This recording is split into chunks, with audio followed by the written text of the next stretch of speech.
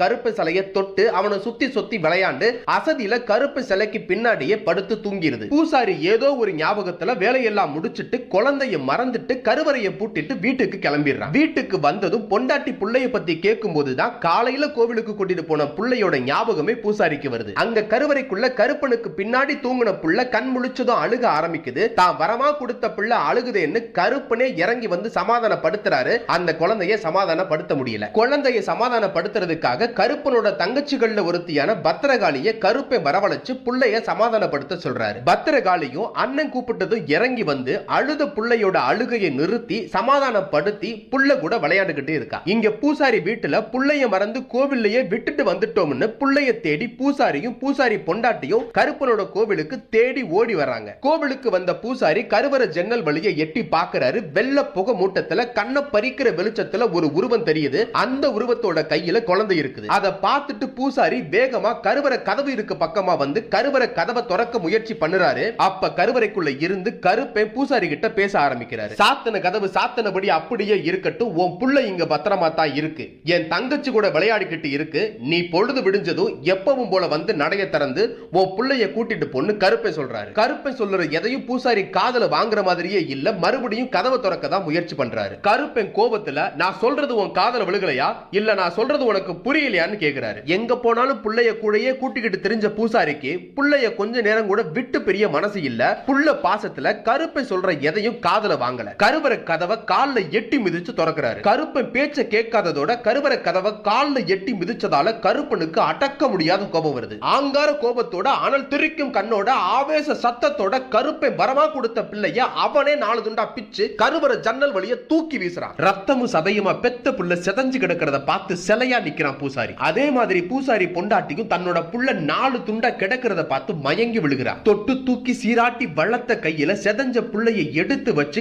கதறி அழுகிறான் பூசாரி. கருப்பனை பார்த்து நீயே கதின்னு உன் கோவில்ல கிடந்த எனக்கு நீ வரமா கொடுத்த பிள்ளைய நீயே அழிச்சிட்டேன்னு கருப்பனை திட்டுறான். கருப்பன் காத்தா புகையா மறைஞ்சு போறான். கருப்பனோட இந்த செயலை பொறுத்துக்க முடியாத பூசாரி அடுத்த நாள் காலையிலேயே பொண்டுக மலையாளத்து மன்னரையும் மக்களையும் கூட்டி இந்த ரத்த வெறி பிடிச்ச கோபக்கார சாமி இந்த ஊருக்குள்ள வைக்க கூடாது, இவனுக்கு இங்க கோவிலே இருக்க கூடாதுன்னு சொல்லி ஊனா கொடியெடுத்து கள்ளி கத்தாழையில பெட்டி செஞ்சு மந்திர கட்டு போட்டு கருப்பனையும் அவன் பந்தி சேன அத்தனையும் அதில் வச்சு அடைச்சு தண்ணி ஓடா மலட்டு ஓடையில மண்ணை தோண்டி புதைச்சு வச்சுட்டு உன்னை பார்ப்பன நான் எடுத்து எப்படியெல்லாம் பூஜை பண்ணி பார்த்து பார்த்து கும்பிட்டு வந்தேன். என் குளம் அழிச்ச ஒன்ன இந்த மண்ணை விட்டு வெளியே வந்து எந்த தேசம் போனாலும் என்னை விட கீழ்குடி கையில தான் நீ மாட்டுவ, அவன் தான் உன்னை கொண்டு செலுத்துவான்னு சாபம் விடுறான் பூசாரி. அதுக்கு கருப்பன் உன்னை விட கீழ்குடி என்ன தொட்டெடுத்து பூஜை கட்டி வந்தாலும் கோடி மாலை வாங்கி அங்க கொடி கட்டி நான் இப்பன்னு சபதம் போடுறான். மண்ணுக்குள்ள புதஞ்சிருக்க கருப்பனை பார்த்த பத்திரகாளி மண்ணுக்குள்ள இருந்து என் அண்ணன் 48 நாளிகையில வெளியே வரலன்னா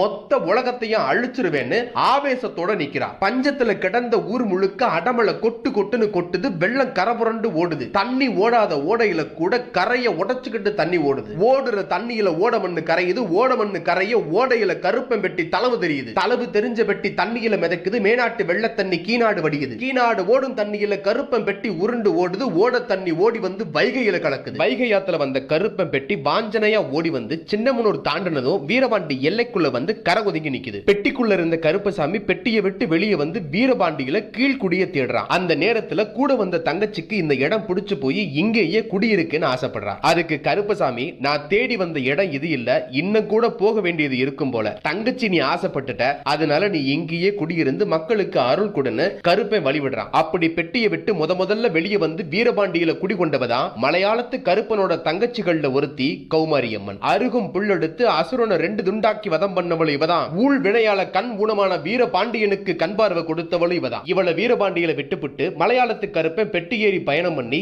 மயிலாடு பாறை தாண்டி சோழவந்தான் பக்கம் வந்து மீனாட்சி பட்டணத்து மேற்கு எல்லைக்குள்ள நுழையும் போது மேற்கு எல்லை காவலுக்கு வெள்ள குதிரை ஏறி வில்லாயுதம் பிடிச்சு காவல் நிற்கும் ஐயனாரு தன்னோட பூத 2 அனுப்பி விட்டு கருப்பன் வருவழியை மறைக்க சொல்லி வைகை யாத்துக்குள்ள பூதம் 2 நிக்குது. மலையாளத்து கருப்பனுக்கும் ஐயனார் கோவில் பூதத்துக்கும் வாய்ச்சண்டை முத்தி கை சண்டை ஆரம்பிக்க போகுது. அப்ப பெட்டியை விட்டு வெளியே வந்த முத்தையா பூத 2ஐயும் அடக்கி ஐயனார் கூட சமரசம் பேசி கருப்பன் போறதுக்கான வழியை விளக்கி கொடுத்து கோச்சடையிலே தங்கிறார். வெள்ள குதிரை ஏறி நீலவண்ண திருமேனியோட திருநாமம் தானிட்டு கோச்சட மண்ணு மேல மீனாட்சி பட்டணத்தோட மேற்கு எல்லை காவக்காரனா மாறி முத்தையா நிக்கிறார். முத்தையா வழி அமைச்சு கொடுத்ததுக்கு அப்புறம் கருப்பன் பெட்டி மீனாட்சி பட்டணத்துக்குள்ள நுழையுது. மீனாட்சி பட்டணம் வந்து சேர்ந்த சந்தோஷத்துல கருப்பன் பெட்டி கூத்தாட்டம் போட்டுக்கிட்டு கரை ரெண்டையும் ஓடி ஓடி அளந்துகிட்டு வருது. வைகை ஆத்து நீராளி மண்டபம் முன்ன கருப்பன் பெட்டி தரதட்டு நிக்குது. பெட்டியை விட்டு வெளியே வந்த பேச்சு யாத்தால மதுரையோட அழகுல மயங்கி வைகை ஆத்து தென்கரையில அவளுக்குன்னு ஒரு இடத்தை பிடிக்கிற. அவளை தேடி வந்த மக்களுக்கு பேச்சு குறையெல்லாம் நீக்கி கொடுத்து அங்கேயே தங்குறேன்னு அண்ணன் கிட்ட உத்தரவு கேட்கிறா. தங்கச்சி கேட்டு எதையும் தரமாட்டேன்னு சொல்ற அண்ணன் இல்ல கருப்பன். தங்கச்சி கேக்கு நினைக்கிறத வாயை திறந்து கேக்கு முன்ன மனசு கோணாம செஞ்சு முடிக்கிறவன் தான் இந்த கருப்பன். அதனால பேச்சு யாத்தா பேச்சுக்கு மறுபேச்சு பேசாம வழி கொடுக்கிறான் கருப்பன். பெட்டியை விட்டு பேச்சு யாத்தா தென்கரை போனதுக்கு அப்புறமும் பெட்டி நகராம அங்கேயே இருக்கு. கருப்பனுக்கு மட்டும் அழுகிற சத்தம் கேக்குது.